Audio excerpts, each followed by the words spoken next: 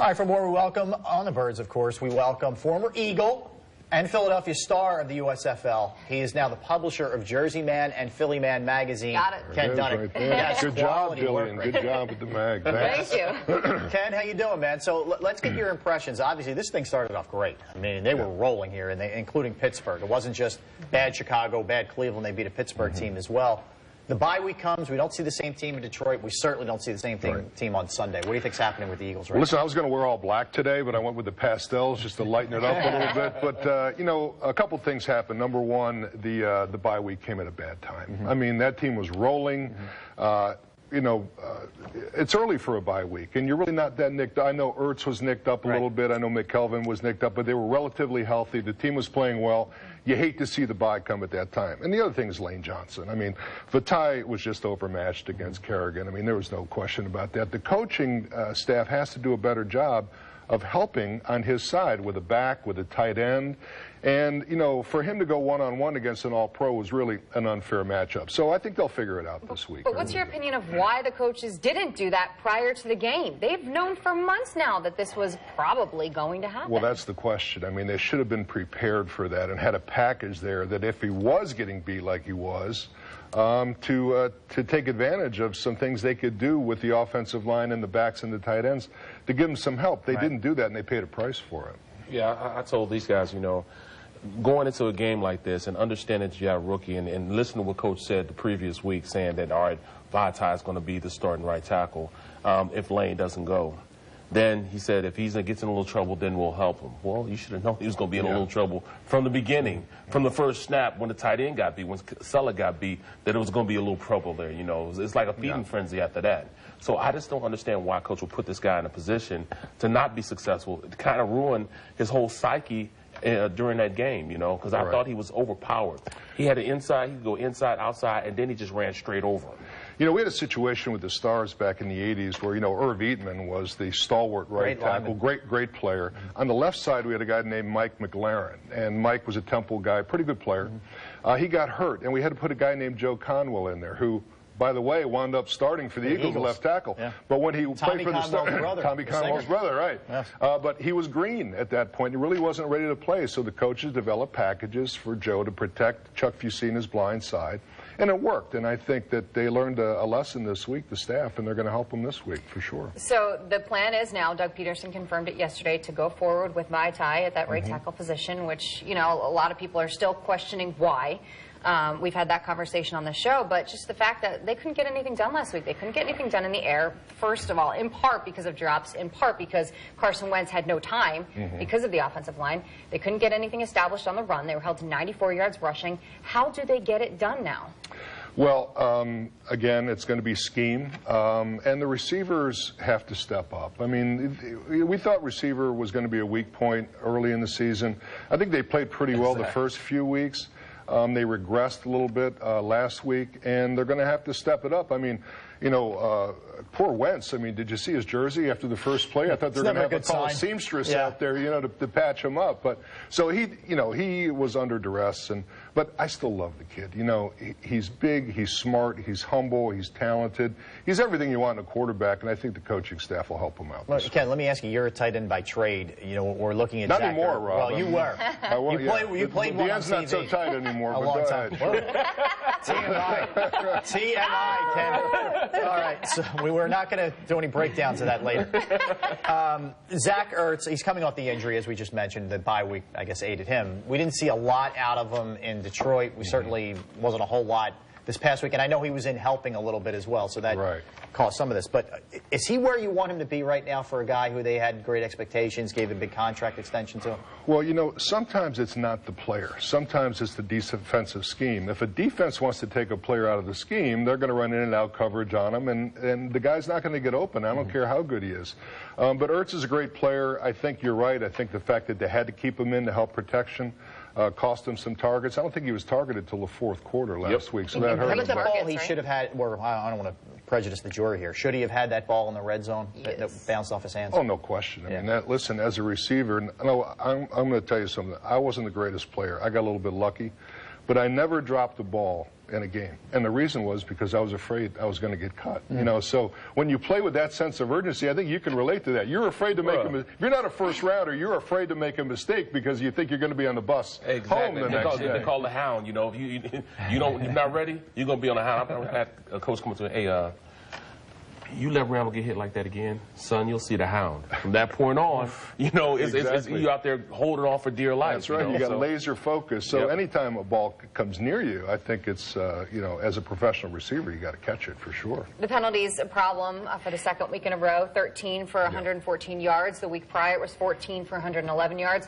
What's the biggest thing they have to do to turn that around? Because that's a big problem right now. Well, it's got to be a point of emphasis with the coaching staff to make sure that these guys realize that this is not acceptable. And listen, if you got to take a guy out of the game for a couple plays and to send a message, why not?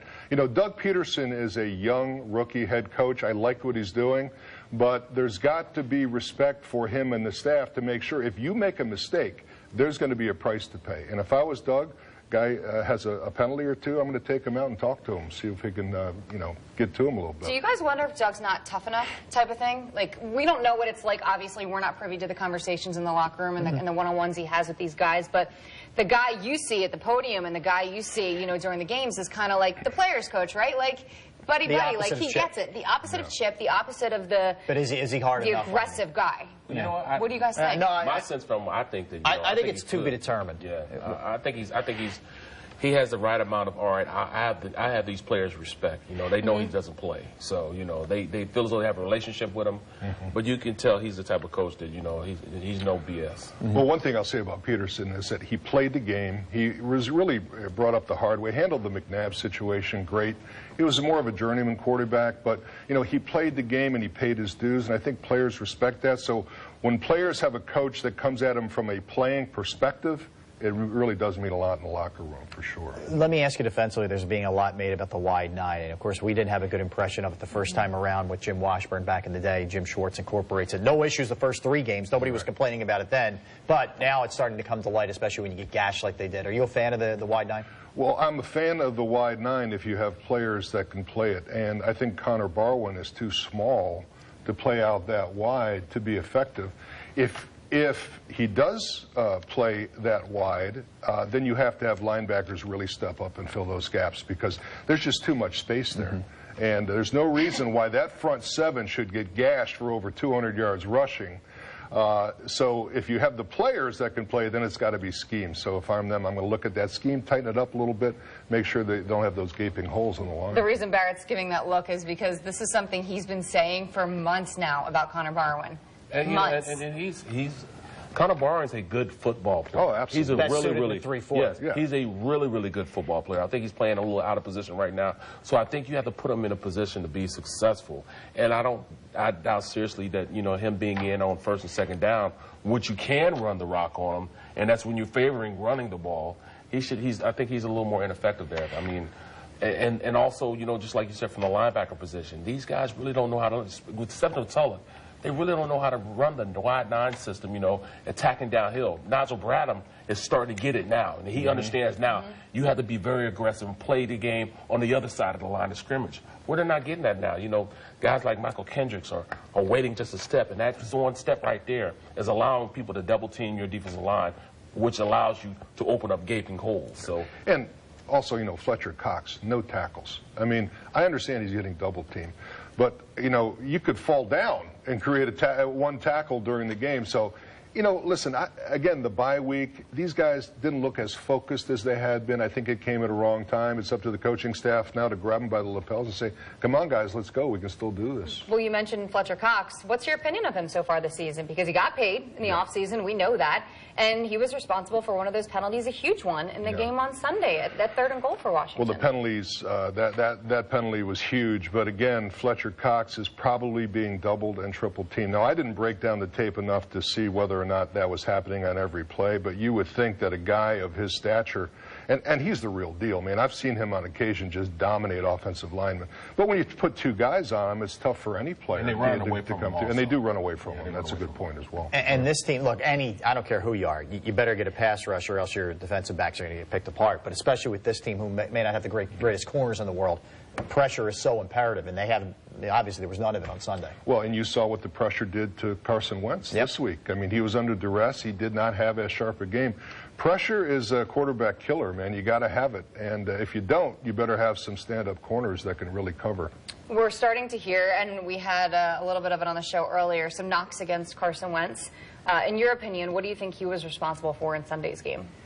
Well, again, I think the pressure had something to do with it. I mean, his decision-making, when you're under duress, the decision-making is much more difficult. I think Wentz is the real thing. I think he's got a good head on his shoulders. I think he's able to do things that most rookie quarterbacks can't do as far as reading defenses are concerned and finding his second, third, and fourth option in the passing game. Even veteran quarterbacks. Some can't do it. Absolutely. So, you know, listen, I understand the frustration of Eagles fans. We've never won a Super Bowl. I'm a Cubs fan, okay?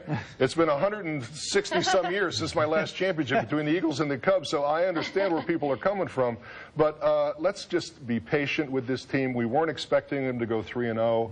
If we had known they were going to start 3-2 at the beginning of the year, I think all of us sitting here would have taken it, right? Question, yes. So let's just build on the positives, go forward. This team has a chance to be good this year, and we'll see what happens. I think what's hard, and Sarah, you know this, is the schedule gets tougher from here. So I think that's what people are looking at right now. Oh boy, the schedule gets tougher from here, Jillian. You're absolutely right. But guys, I do want to get to a Takeover Tuesday tweet from Andrew, and this is an interesting question.